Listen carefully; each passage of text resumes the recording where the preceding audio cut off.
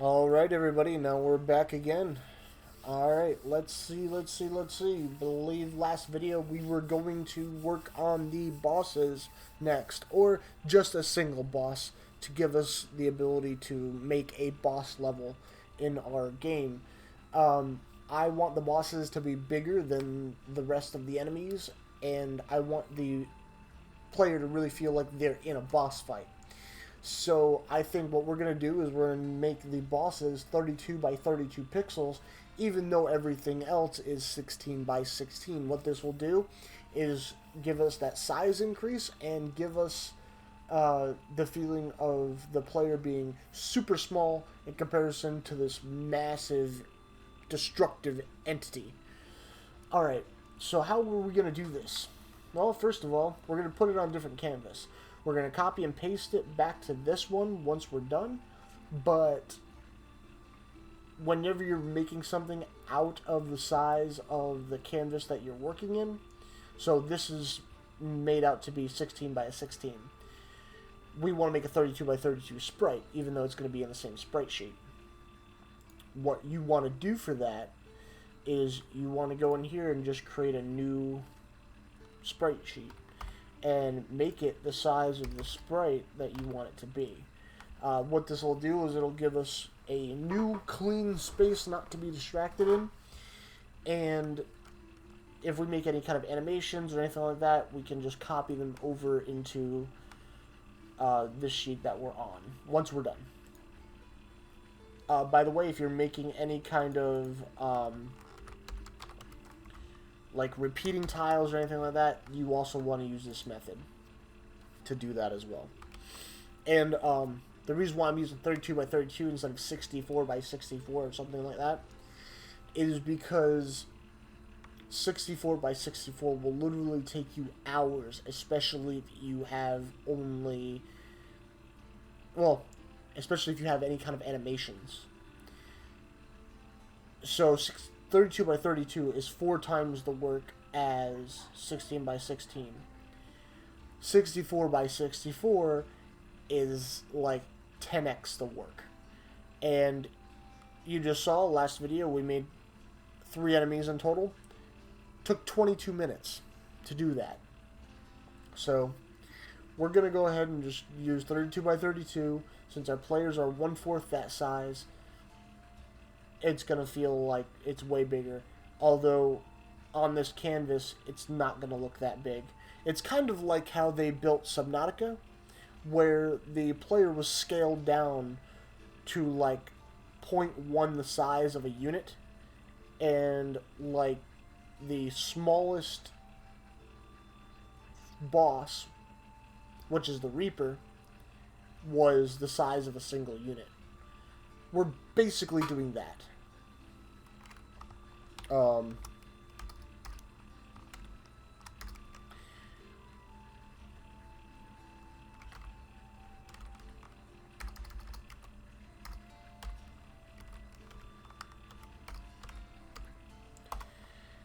Alright. So I said we were going to do a giant eye last time. We're going to take a look at it. I was thinking a few ideas. We could do an eye. We could do a bat. We could do a giant jellyfish. I've had a few ideas. So we're going to go ahead and get our old color palette. What was I using?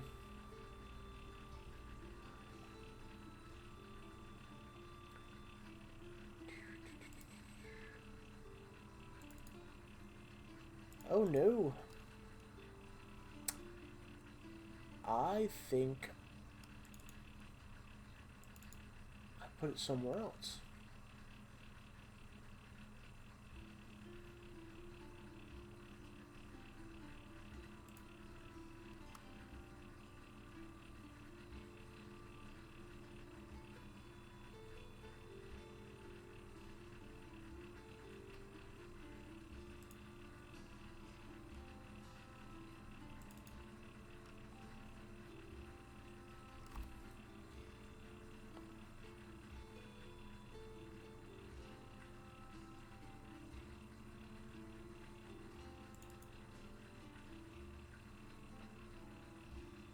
No, it should be in here.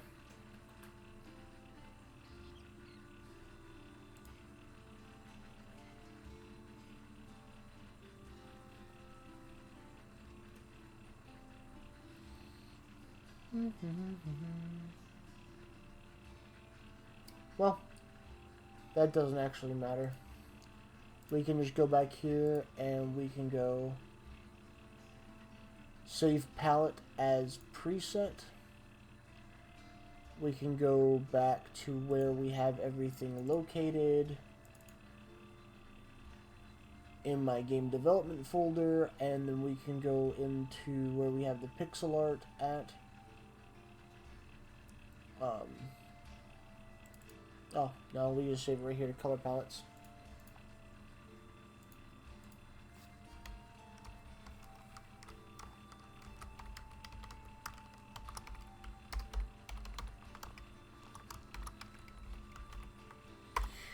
And if you don't know what kind of color palette you want to use, or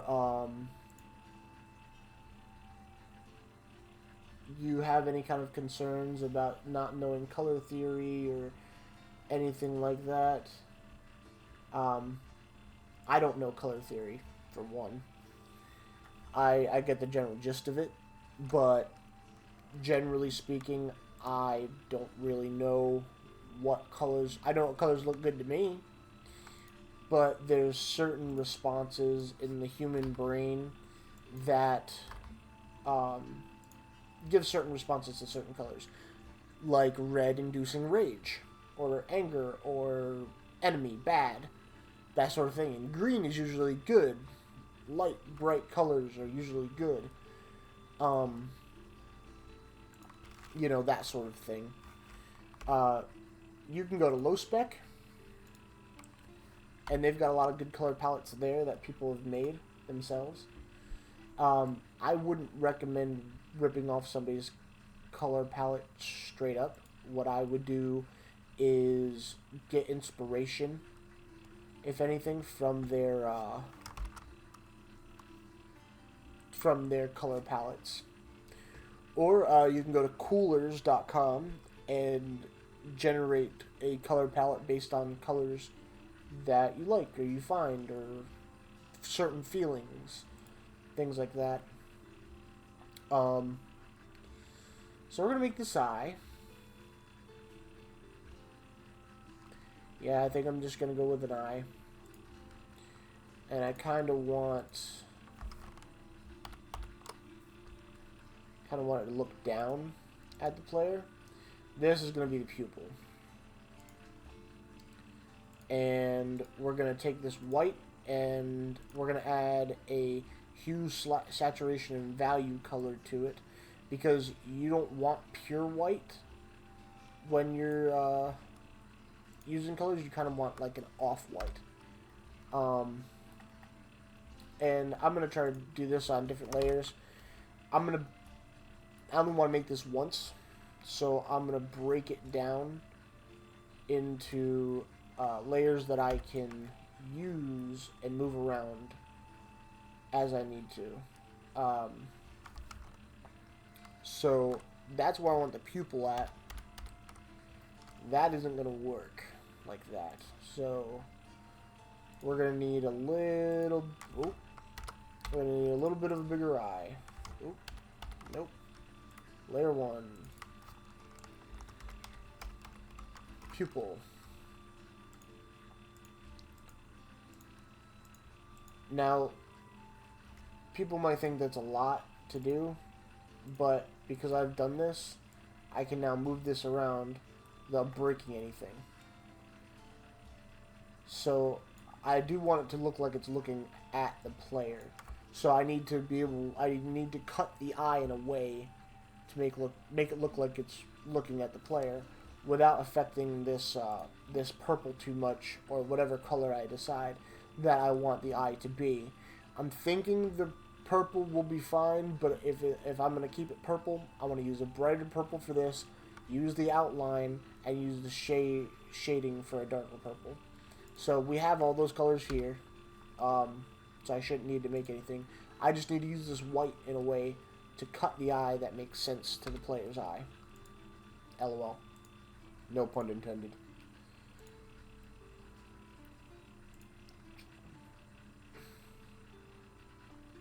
Now doing curvature is a little bit difficult for me.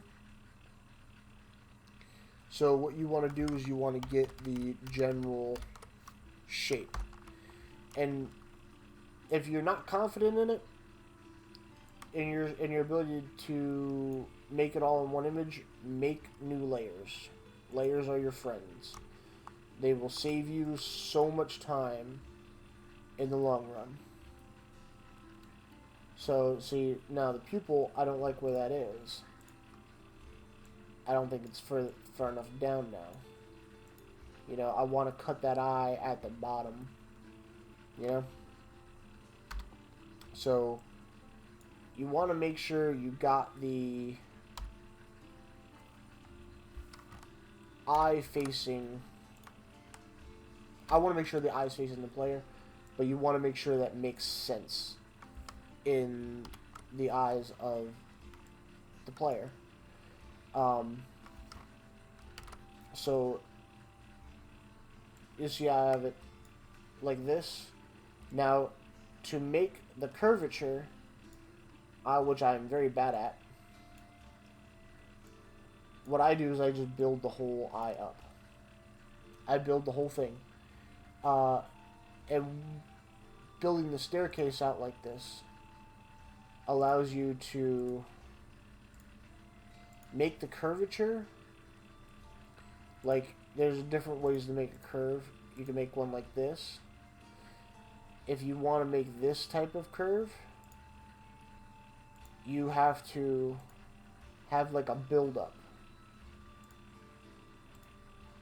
of... You have to have like a build-up of pixels that kind of design that shape.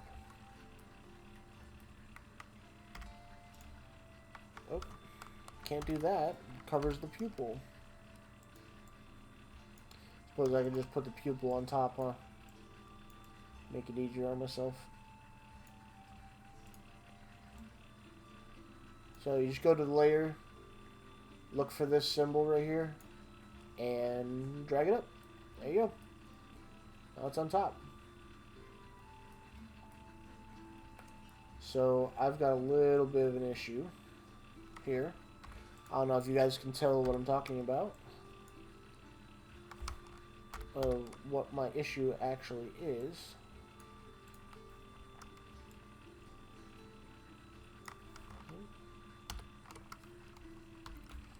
Another thing is too, when you have your different layers, you can just use the erase tool rather than trying to erase with the same color. When we were doing the enemies last video, I was doing this all on a single layer. But I was pretty confident in my ability to knock these out. Even with stuff like this, if you want to be able to move the parts around and things like that, make them on different layers. It'll save you a lot of time, a lot of heartache. But we'll go ahead and... So I'm thinking that will work for the giant eye enemy. But we want to turn these purples to a different color, because you just want the outline to be that really dark purple. I still want the purple to be pretty dark, just you need to be able to tell the difference between the outline and the color of the enemy. And it's just a cohesive thing. If you didn't build your game like that, then you don't need to do it that way. Also, look out for jaggies. That's what I just deleted. If you notice that kind of jagged edge like that, it stands out kind of like a sore thumb. So you just break that up, and brings back the smoothness of the edge. Like, if I put this here, now it looks like it's got ears. I mean, I can, like, make it look spiky like that. Kind of like that, though. If you do make jaggies, make sure it ends up looking like what you want it to look like. Because you can use them to your advantage from time to time. Like, if you want your enemy to look spiky. Now he looks like he might hurt to step on, you know? But, make the outline for the eye. Because, you know, I want it to be broken up from the other color. So now we can go ahead and look at making our brighter colors. I want the light kind of coming from the bottom, like it's coming from the player. So we're gonna go ahead and use a little bit of brighter purple right here. And this is something too I recommend, is watching videos or listening to videos on light theory. That is something that is insanely hard to understand. And if you kind of want a shortcut and you've got the patience to teach yourself, what you can do is go and get like a ball or something and shine a light on it and draw that, or take a picture of it, or look up an image of it online, and then copy the shadows in pixel art. And that'll teach you subconsciously what the, I don't have a dark enough purple for the shadow, so I'm going to add one here. But, again, like I said before, it's taking inspiration from real life to give you the imagery that you want in your game. And, you know, shadows are generally more connected than light as well. So, you know, you got the light coming from here, you got the shadow coming from here, but you also want shadows here because that's the eyelid. You know?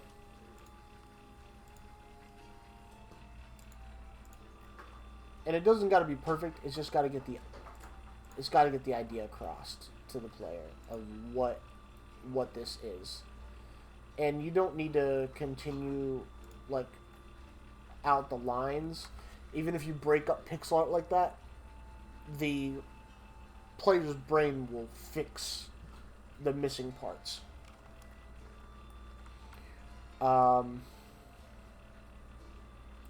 I'm thinking that I want to have veins.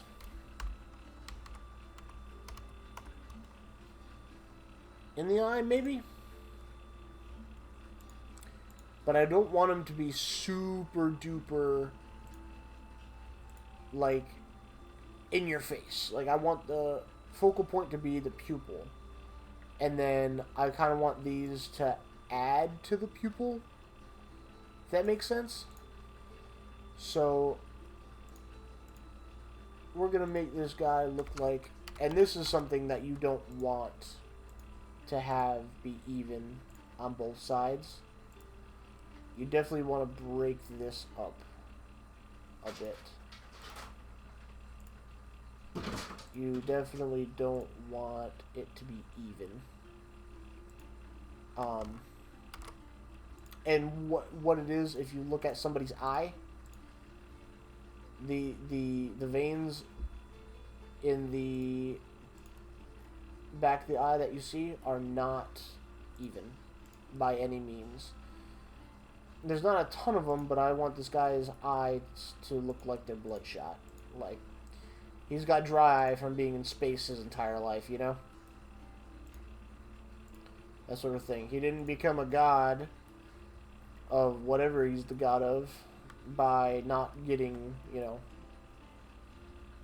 hit in the face with asteroids. You know, that sort of thing. Another way to do it too is you can come into properties and you can turn down the transparency. And it's an easy way to make shadows too. You can use black for this, and that gives you an easy way to make shadows. And then you can make a new layer, and you can kind of break this up. You can add a little bit of diversity to these veins. You know, give them a little bit more dimension by even just using the same color. And now you have a little bit. It looks a little bit, you know, looks a little bit more intuitive. Well, not too intuitive. It looks a little bit more, what's the word? Finished, I guess. Looks like it's got a little bit more detail. It's an easy way to fake detail in shadows, doing that. So there's the pupil. There's the background of the eye. Alright. I don't know if I like that though. Let's delete that. We'll make these. We'll turn the transparency back up on these. I mean, yeah.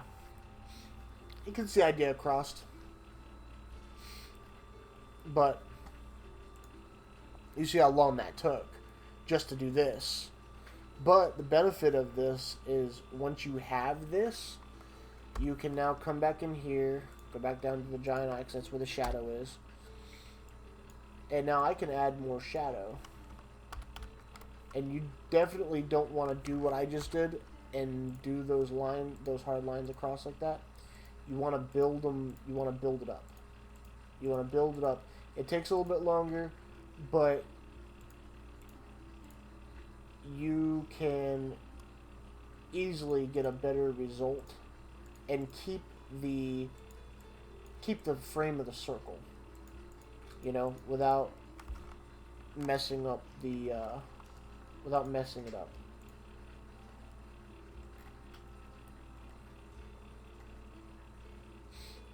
So you want to keep that curve with the shadow, because that's the curve of the eye. Same thing with the lighting underneath. Now, I'm going to add a little bit of shadow to this eye. I think what I'm going to do is I'm going to add another color. Just make this one a little bit darker.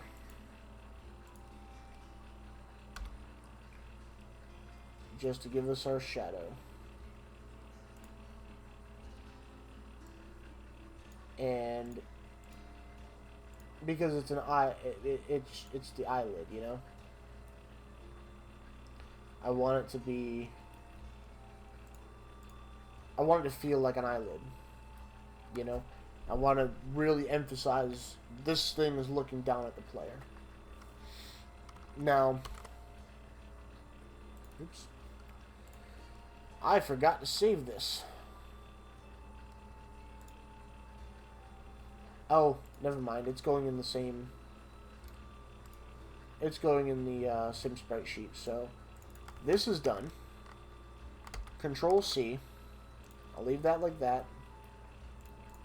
We'll come here and we'll go Control V. Oops. Nope. So. Alright. What we're going to have to do, because I can't just Control C, Control V it, which I forgot about. What we're going to have to do here is we are going to have to make the animation for this, because I want a closed eye kind of animation, because I'm going to have it blink red and its eyes shut whenever the player hits it. So we're going to go Shift N, I closed. Man, I cannot spell today. Or ever. What am I talking about? Alright, so we want the eye closed, so we want to take all of this other stuff away. And now we notice something wrong. All that detail is on this eye. That's why I always said, that's why I kept on stressing, make a new layer so you can move this stuff around. So what I'm going to have to do now is take all of this and merge it down.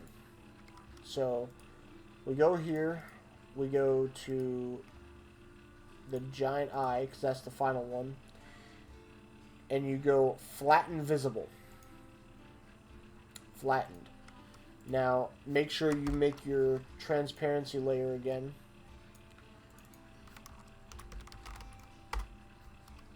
So that way you have your transparent background. Now I'm going to create a new frame. So on the second frame, I'm going to erase all of this. Now, erasing in this aspect, you need to use the base color of whatever you're changing. So I need to erase all of this and then draw it back in because I didn't make it on its own layer earlier.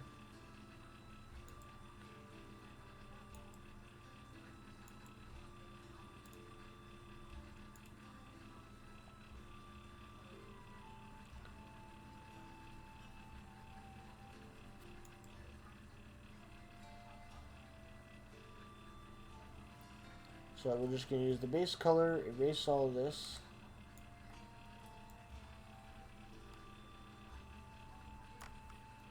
And then now we have to draw our line for the closed eye.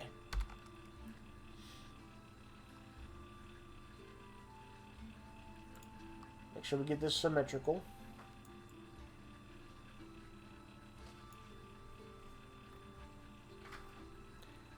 I can't believe I did that on the first try. I think that looks pretty good. I just want that line to be a little bit thicker though.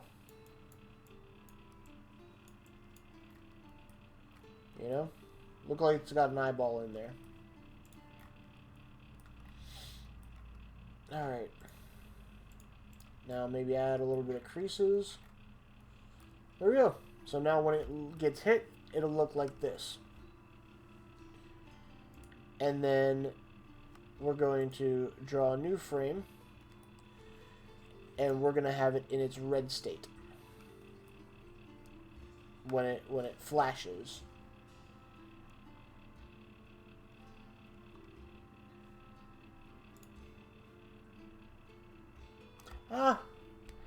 Actually, I should be able to do that in the game engine. You can do it either way. You can add a hit state and make it flash red whenever it's hit. But I think I'll just use the game engine. But now, if we play this, we got our blinking eye. You know, you just got the two states, open and shut. And in the game engine, like if you're using Unity or something like that, you can make this you can make this slow down. You know, it's only going to activate this whenever the state's activated. You can make an in-between if you want. All you would do for that is go to the first frame, make a new frame. So that way you got a copy of this. And then you would highlight this right here. And you'd take the pieces. Control C, go back, Control V, do it again, take the bottom half, where you're left off at, Control C, oops, frame 2, Control V,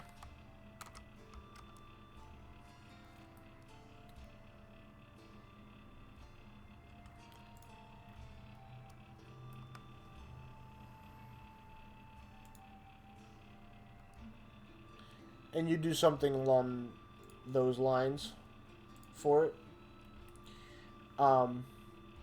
You would put this on a new layer with this eye, well, with this arc, and then you'd build it up. So let me just do this correctly so that way I can show you what I'm talking about. It'll just make it look better anyway.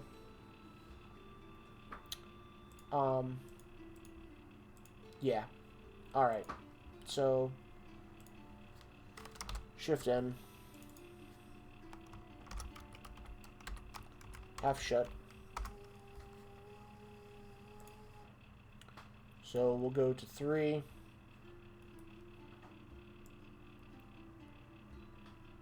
And we'll get this again.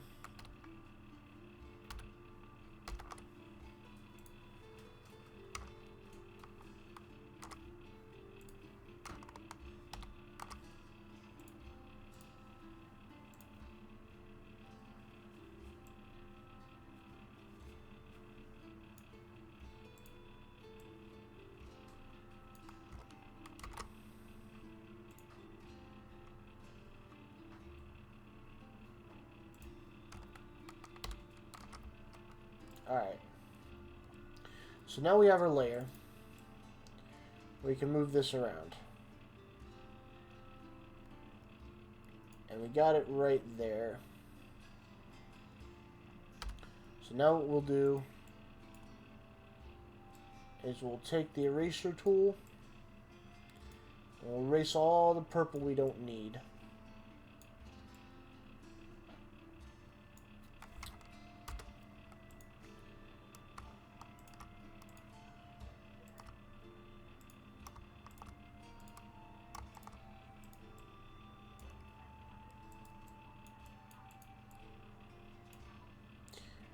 And you can use the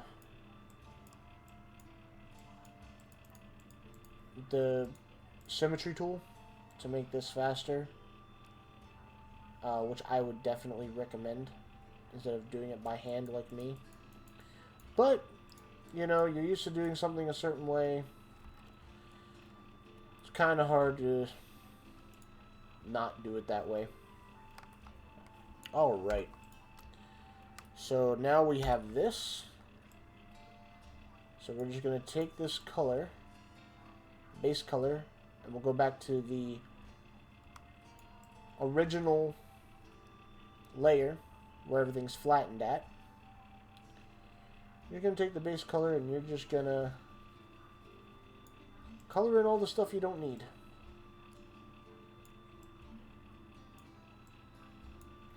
This way, you still have your half shut. So now when you play, you know, you got the 3 states. Now, we want to make sure we save all this, and none of this has been saved. So we're going to go flatten. Make sure our 3 states stayed like they need to be. There we go.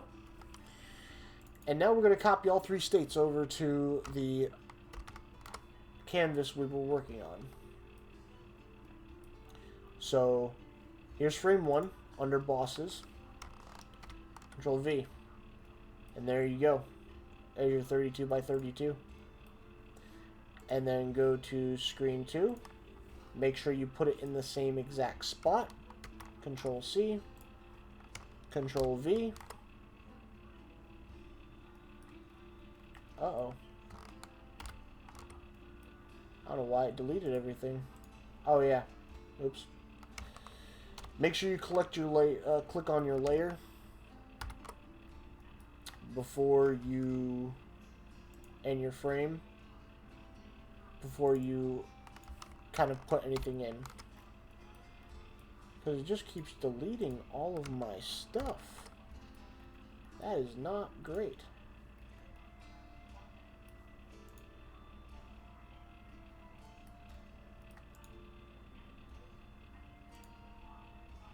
So frame 1. As soon as I figure out the issue with this, I will let you guys know.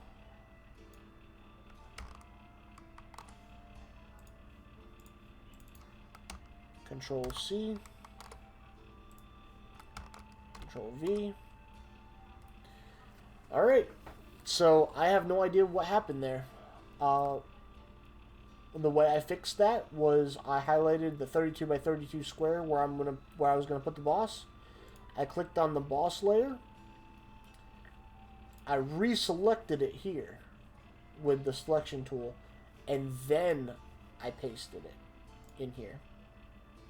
So let's go to frame 3, reselect our frames where we want to paste it at, go to frame 3 here, double click it to select the whole block, and Control V. Now we have our 3 states. So now we have our first boss, a giant eye. And we have all of our other miniature animations as well. Alright, y'all. I think we'll stop there. I hope you guys enjoyed that and had a little bit of fun following along or listening to me ramble.